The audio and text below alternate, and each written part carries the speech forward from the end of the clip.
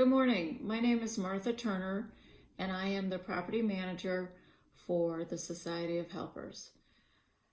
I am sorry that this presentation is via video and that I couldn't attend the meeting today.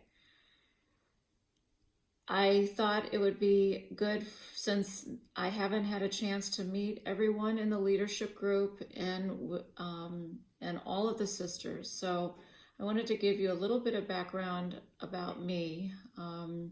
I am a real estate broker as well as a property manager, and real estate in all forms of real estate and taking care of buildings has been part of pretty much my whole life. I've always told people that I grew up in plaster dust, that is, with my family over the years of buying and remodeling and taking care of buildings in the Chicago area, and principally in vintage buildings. So anyway, it has been a great delight for me to work for the Society of Helpers. I've really enjoyed the work. I've really enjoyed the people. I've really enjoyed the buildings. It's really been super. So thank you both. Thank you all, rather, for giving me the opportunity to work for you. And I have to admit, I'm a little nervous because I've never taken a video of myself explaining what I do.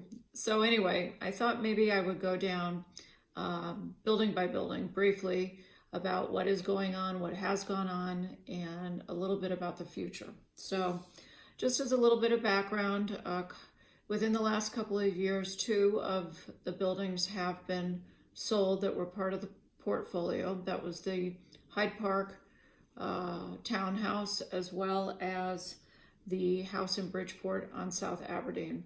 And I assisted in getting those buildings ready to be put up for sale, and happy to report that both properties sold quite quickly, and they are no longer part of the portfolio. So anyway, the next building on the list is Humboldt Avenue, which is a fantastic brick structure, 2-unit structure with a built-out basement. Initially, there were quite a number of plumbing repairs. Some of them were somewhat serious. We had to replace some hot water heaters. We had a couple of non-functioning bathrooms. So that required some immediate care, and that was early on in my tenure here. And since then, it's been fairly quiet over there. I think it's a very, very solid building, and the only thing that hasn't been recently reviewed is the condition of the roof. So that will be on the 4th quarter list as it stands. Long term, I don't foresee any serious issue there, other than I reserve the right on that one until I have someone take a look at the roof, because it has been a while. So the next building is Marshall Boulevard. And Marshall Boulevard is a very large brick structure, and with a detached 2-car garage, and is a really big, solid building. However, it has not had a significant upgrade in a very long time, and candidly, this one building worries me the most of all of them. There's a lot of non-upgraded code wiring there, plumbing. It has the potential of being a top to bottom remodel that could be really quite costly. We have worked on some primary drainage and flooding issues there.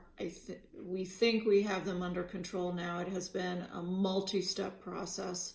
It's always complicated with these older buildings. So we've taken care of that. There have been some cosmetic bathroom repairs over the years, but very cosmetic. And like I said, my biggest concern is the overall of this building. It needs a lot of work. So anyway, but as it stands, it's okay. The next building is Pratt Boulevard, which is a wonderful 1940s stucco building.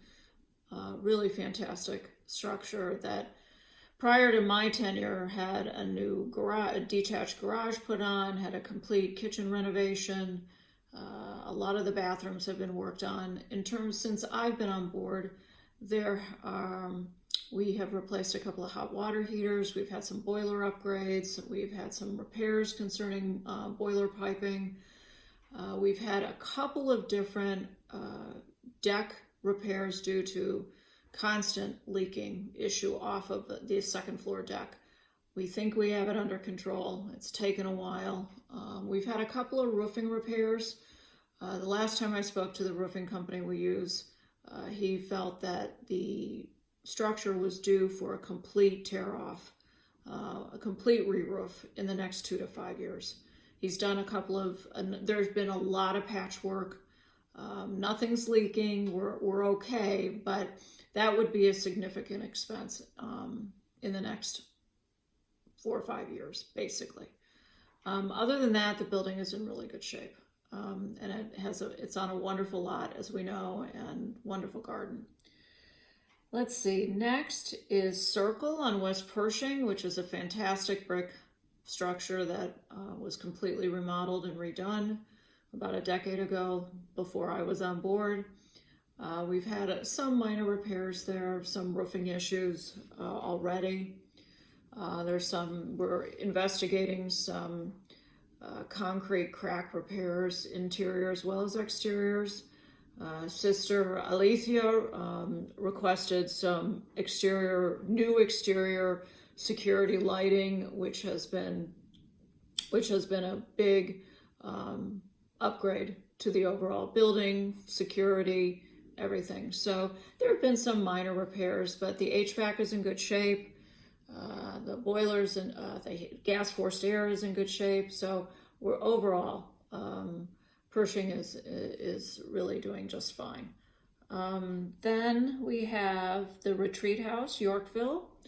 And Yorkville is a lovely home, and a frame home, and it is really overall in very fine shape.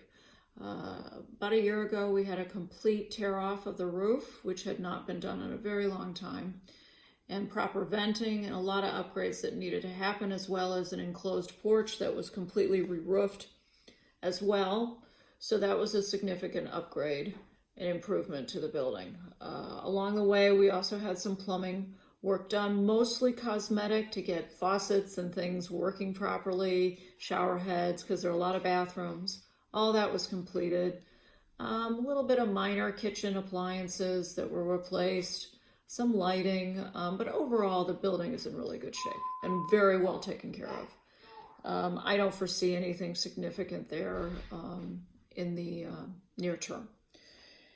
Finally, Casa Esperanza, which is a fabulous building that is really undergone tremendous repairs in the last 3 years and tremendous improvements, which is great.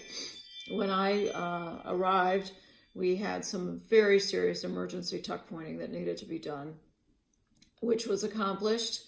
And at that time, in that phase, we also attended to putting in mini split European, what I call European air conditioning for the third floor, because the third floor residents never really had appropriate air conditioning. It was extremely warm up there in the summertime. So that was done, as well as residing the back frame addition to the central building.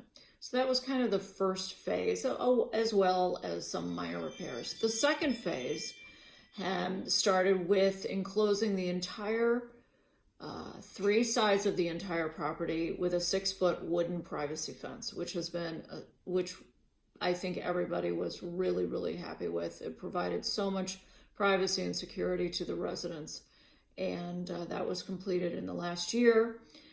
And at approximately shortly thereafter, we started in on some other projects when Elaine Seaton joined the team. And Elaine is doing great work down there, helping me to coordinate workmen and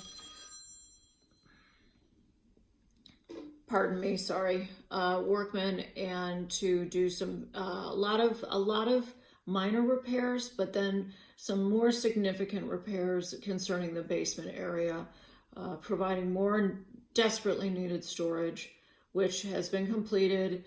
That room is around the main boiler, as well as enclosing the area around the electric panels. As we all know, there are a lot of young ones that live in the building, and they're very curious, and they're curious in places that they shouldn't be curious. And so all of those are now secured, lock and key, and they cannot be accessed by the residents.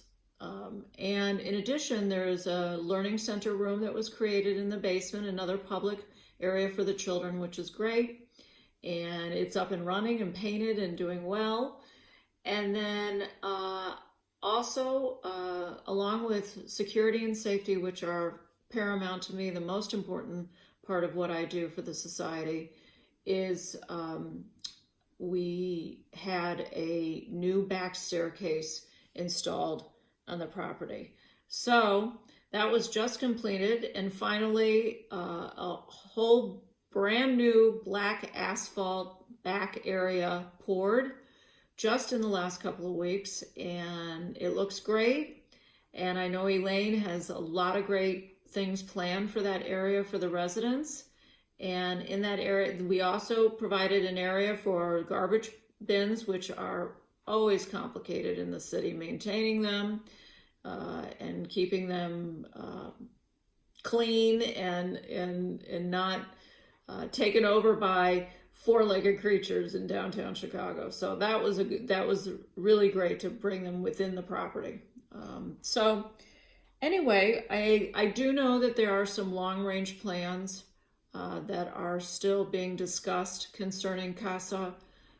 There are half a dozen windows that are still original that need to be replaced.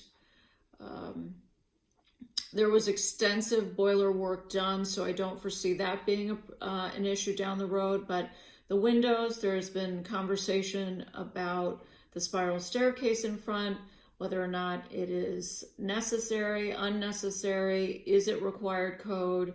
These are all things that are still being discussed right now because there's a need for more public space in that building. It is at full occupancy, I believe, right now. And so there's a need for more space for people. So anyway, I think that's the bulk of everything. And like I said, I really enjoy working with everyone. I am so sorry to have missed the meeting. I really look forward to meeting Sister Ana Maria and Sister Rayo as soon as possible. And please, everyone, please feel free to reach out to me via email, text, phone, anytime about anything, any concern, any question. What do you think about a building? I would be happy to answer any questions at any time. I'm available 24/7. So thank you all very much and have a great day. Thanks. Bye-bye.